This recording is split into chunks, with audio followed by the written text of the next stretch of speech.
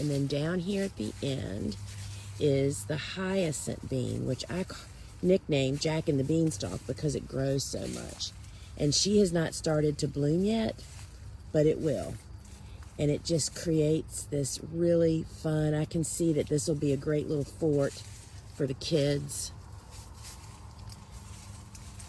So fun. And I'm just gonna go out and look at what's at the end of the rainbow here. Have y'all ever seen this? I gave this to Steve several years ago and had it engraved, 2 peas in a pod, because that's what was said about us when we were getting married. So this hyacinth bean will send up all these amazing spikes with this magenta sweet pea looking flower that will then turn into purple bean pods, which is awesome in fresh bouquet work, but for tablescaping in the fall, amazing. And just totally all about this tunnel this year. And look who's coming. Come on, boy.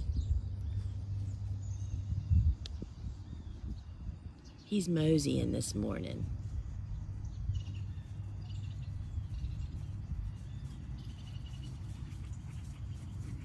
There he is.